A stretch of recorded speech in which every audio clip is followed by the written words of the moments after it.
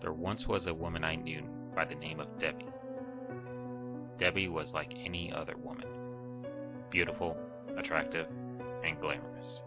Debbie never liked cosmetic and plastic surgery. She was naturally beautiful. There was one major characteristic that she held the most: responsibility. She never had forgotten anything throughout her lifespan. She still had remembered me. We met each other at college, where from then on until now are friends.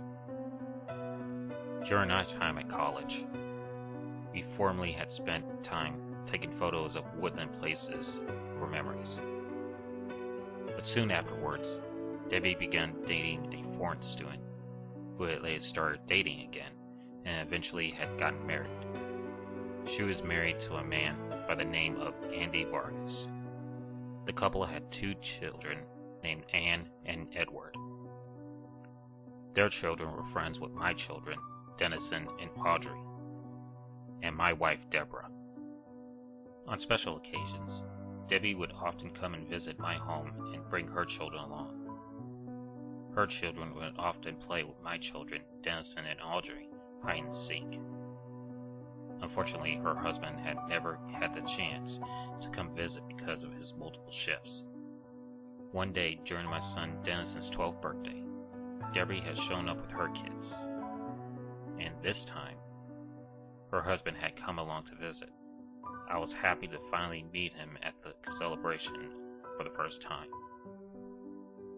Better late than never, I suppose.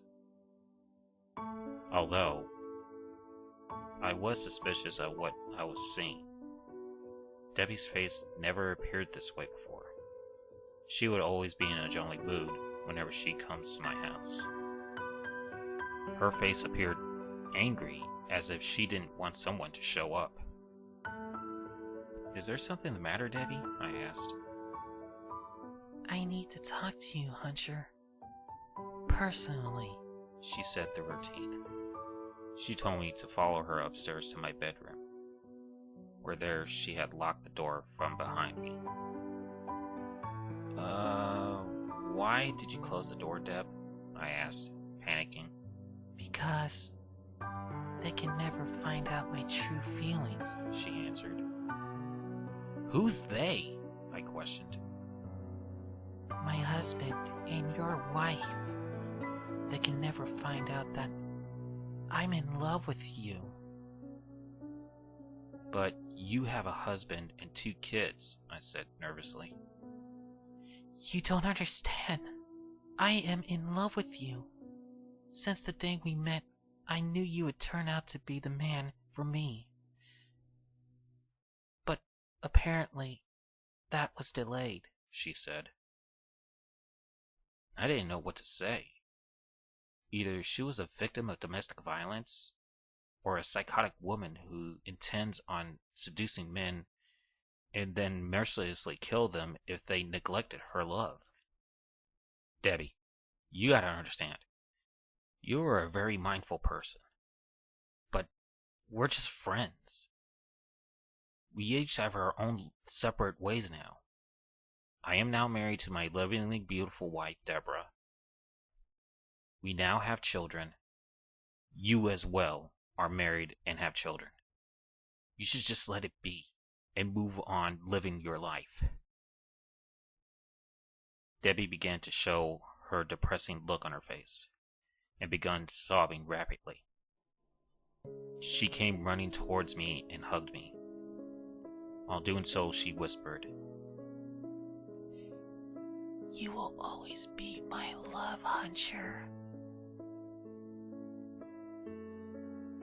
We then headed downstairs, where we had feasted on the birthday cake of Dennison's birthday. Later in the afternoon, the Vargas family had left. They all wished us all a great happy new year as they headed towards their car, which was also the last time I ever saw them alive. On a later day, I heard on the news that said a family of 4 were found brutally slaughtered near Woodland early New Year's Eve. I was shocked to hear such tragedy to occur in the beginning of the new year. As the news showed the location of the crime, I remember during my college years, me and Debbie would go out in the woodlands and take self-portrait pictures of ourselves. The news showed the vehicle in which the family was occupied prior to their deaths. The vehicle was assembled to that of the Vargas' car. At that point, I was thinking where this had been a connection to Debbie in some way, but I couldn't think straight. I was stumped. Then it hit me. The news had said that the perpetrator is identified as 33-year-old Debbie Rainey Vargas. Debbie was the suspect of a triple homicide. Debbie had killed her husband as well as her 2 children near the woodland. She had murdered them with multiple stab wounds to their chest, where she proceeded to have their organs torn out and mutilated their bodies. Debbie had apparently committed suicide by slitting her jugular veins. She died a bloodshed death. The next day, the Vargas family had planned a funeral service for the deceased couple. The family was present alongside my wife and children to pay their respects. They were all emotionless after hearing a mindful and most generous woman like Debbie would do such a crime. Some say Debbie had mental issues, but others, like myself, believed that her husband was abusive and an alcoholic who had abused her throughout the years prior to their death. She might have committed the crime for vengeance or to end her misery. Still, people stated that Debbie should have taken the opportunity to arrest her husband for domestic violence when she had the chance. She presumably killed her children so that they won't experience the trauma. Throughout the afternoon, we remained in the church, where the churchgoers had lifted Debbie's coffin and buried her near the site of her murdered suicide. Her husband and children were buried at a nearby cemetery. 2 years later, my family had camped at the woodlands. Me and my wife Deborah had began editing the tent while the kids were playing hide-and-go-seek. Deborah had told me that if she needed me, she'll tap on my shoulder. As I was fixing the tent, I felt someone grasping my shoulder. I thought it was Deborah, so I turned around. When I turned around, my heart began beating at a rapid rate. My eyes were burning with fear.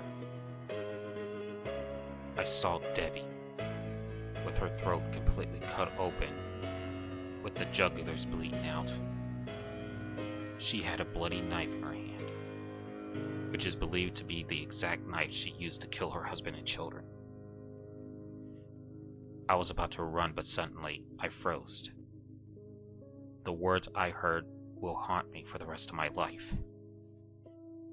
I remained paralyzed at my spot as she chanted the final words she had spoken to me when she was alive.